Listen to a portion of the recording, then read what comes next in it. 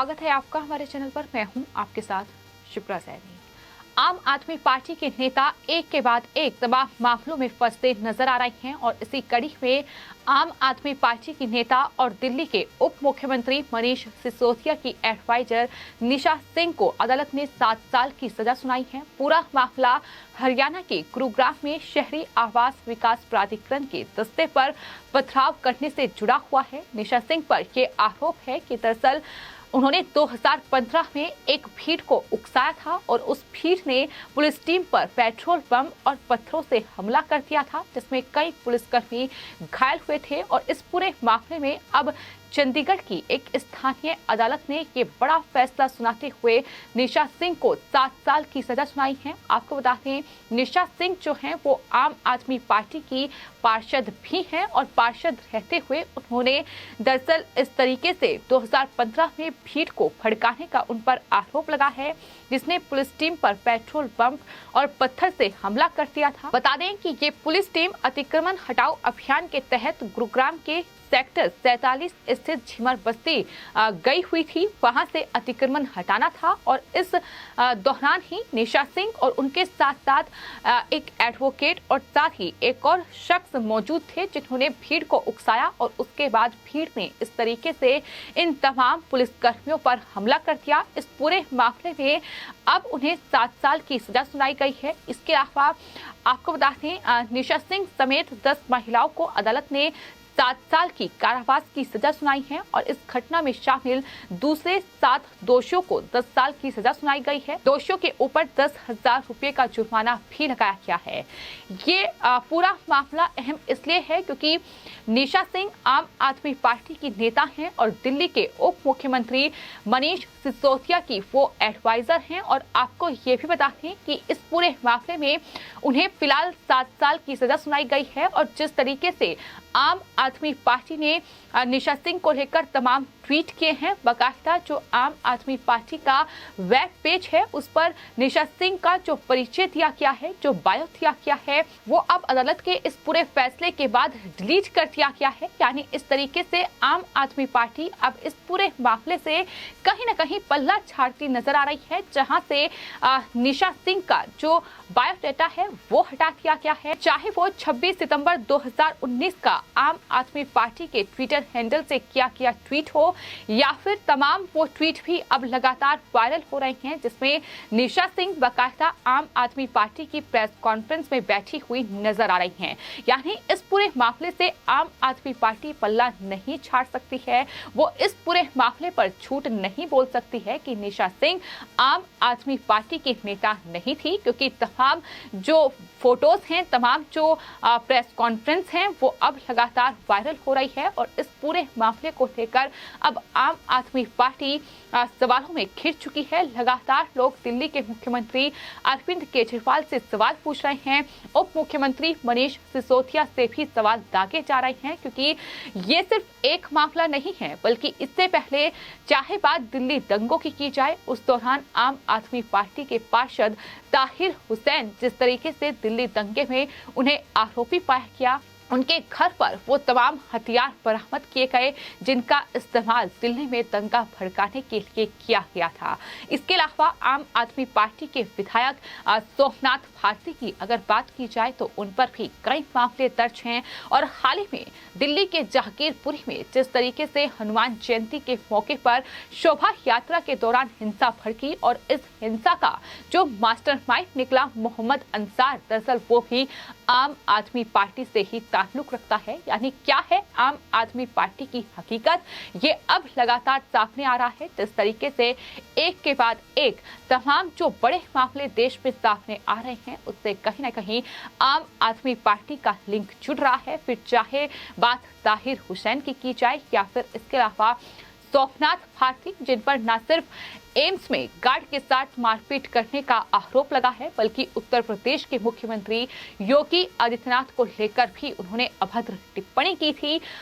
उत्तर प्रदेश के अस्पतालों के बारे में भी उनकी अभद्र टिप्पणी काफी सुर्खियों में रही थी। इस पूरे मामले पर उन पर एक्शन लिया गया था। और अब इस तरीके से जो आम आदमी पार्टी के नेता हैं और दिल्ली के उप मुख्यमंत्री हैं मनीष सिसोदिया, उनकी एडवाइजर हैं निशा सिंह और साथ ही वो पार्षद भी गुरुग्राम से चुनी गई थी, उन पर दरअसल इस तरीके से कोर्ट ने ये बड़ा फैसला सुनाया है। चंडीगढ़ की स्थानीय अदालत ने एडिशनल सेशन जज मोना सिंह की अदालत ने ये सजा उन्हें सुनाई है। आपको ये बता दें कि 2011 में निशा सिंह ने गुरुग्राम नगर निगम का चुनाव निर्दलीय लड़ा और वार्ड नंबर 30 से वो पार्षद चुनी गई। बाद में उन्होंने आम आदमी पार्टी को ज्वाइन कर लिया और 2016 तक निशा सिंह पार्षद रही हैं।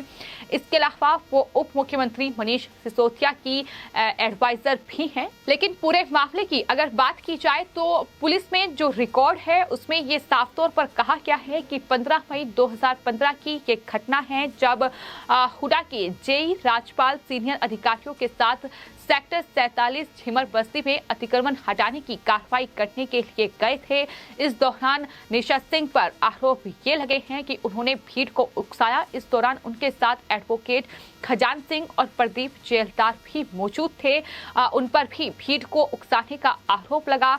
इसके बाद भीड़ ने अधिकारियों और टीम पर हमला कर दिया, जिसमें आपको बता दें भीड़ ने पेट्रोल बम और एलपीजी सिलेंडर भी पुलिस टीमों पर फेंके थे। इस पूरी घटना में जो ड्यूटी मजिस्ट्रेट थे और साथ ही 15 पुलिसकर्मी घायल हुए थे। इसके बाद सदर थाने में निशा सिंह और साथ ही जो तमाम आरोपी थे उनके खिलाफ एफआईआर दर्ज कर दी गई और इस घटना के बाद निशा सिंह समेत सभी 19 लोगों को गिरफ्तार कर लिया गया था और उन पर दंगा करने और हत्या का प्रयास करने के आरोप लगाया गया था। हालांकि सबूत की कमी के चलते अदालत ने उन्हें जमानत दे दी थी, लेकिन बाद में अदालत के आदेश पर ही दरअसल 17 लोगों को जेल भेज दिया गया और दोनों पक्षों की दलील सुनने के बाद उसके बाद जज ने कुल 19 लोगों को आईपीसी की धारा 148, 149, 186, 325, 332, 333, 353, 436, 427 और 435 के तहत दोषी करार दिया था। इसमें निशा सिंह भी शामिल हैं और आपको ये भी बता दें कि इनमें से जो 2 आरोपी थे दरअसल उनकी ट्रायल के दौरान ही मौत हो गई थी। लेकिन अब जिस तरीके से पूर्व पार्षद निशा सिंह को आईपीसी की धारा 114 के तहत दोषी करार दिया गया है, ये अपने आप में अब कहीं ना कहीं आम आदमी पार्टी के लिए बेहद मुश्किलें खड़ी कर सकता है, क्योंकि वो आम आदमी पार्टी की नेता हैं। 2016 में उन्होंने आम आदमी पार्टी को ज्वाइन किया था। वहीं निशा सिंह के अगर बैकग्राउंड की बात की जाए तो आपको ये बता दें कि निशा सिंह ने मुंबई विश्वविद्यालय से इंजीनियरिंग करने के बाद लंदन स्कूल ऑफ इकोनॉमिक्स से फाइनेंस में एमबीए किया है और गूगल जैसी कंपनी में वो कार्य कर चुकी हैं।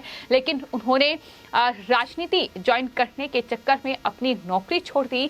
आम आदमी पार्टी को उन्होंने ज्वाइन किया और उसके बाद राजनीति में कदम रखा, लेकिन अब इस तरीके से वो इस पूरे कानूनी पचड़े में फंस चुकी हैं। 7 साल की उन्हें सजा सुनाई गई है, जिसके बाद सवालों के घेरे में दिल्ली के मुख्यमंत्री अरविंद केजरीवाल, जो कि आम आदमी पार्टी के संयोजक भी हैं, और साथ ही डिप्टी सीएम मनीष सिसोदिया भी हैं, क्योंकि आरोप तो यहाँ तक लग रहे हैं कि दरअसल आम आदमी पार्टी के संयोजक अरविंद केजरीवाल और साथ ही मनीष सिसोदिया के इशारे पर ही इस तरीके से हिंसा भड़काने का काम किया गया था, जो कि अतिक्रमण हटाने को लेकर पूरा मामला था। लेकिन इस तरीके से भीड़ को उकसाया गया कि अब इस तरीके से निशा सिंह को 7 साल की सजा सुनाई गई है।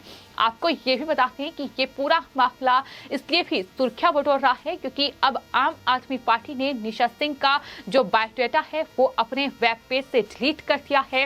यानी एक तरीके से पूरे मामले से पल्ला झाड़ने की कोशिश हो रही है। तो दूसरी तरफ जिस तरीके से दिल्ली के जहांगीरपुरी में हनुमान जयंती के दौरान जो शोभा यात्रा हुई, उसमें जो दंगा भड़का, उसमें जिस तरीके से मास्टरमाइंड मोहम्मद अंसार को गिरफ्तार किया गया, उसके आम आदमी पार्टी से लिंक है। सिर्फ इतना ही नहीं, इस पूरे मामले के बाद दरअसल वहां से अवैध अतिक्रमण हटाने के लिए जिस तरीके से बुलडोजर एमसीडी का चला है, उसके बाद भी जो आम आदमी पार्टी है वो सवालों के घेरे में है। यानी जाहिर तौर पर आम आदमी पार्टी इस पूरे मामले से ये सीख जरूर ले सकती है कि अगर इस तरीके से अतिक्रमण हटाने पर इस तरीके से भीड़ को उकसाया जाएगा, पुलिस कर्मियों पर पथराव किया जाएगा, तो जाहिर तौर पर अदालत ये एक्शन लेगी और कहीं ना कहीं ये बड़ा एक्शन जो है आम आदमी पार्टी के नेता और दिल्ली के उप मुख्यमंत्री मनीष सिसोदिया की एडवाइजर निशा सिंह पर अदालत ने ये बड़ा फैसला सुनाया है, जिसमें उन्हें 7 साल की सजा सुनाई गई है। लेकिन इसी के साथ साथ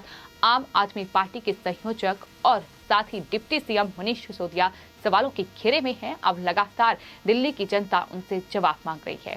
फिलहाल आपकी इस पूरे मामले पर क्या राय है, हमें कमेंट बॉक्स में जरूर लिखें और चैनल को सब्सक्राइब करें। धन्यवाद।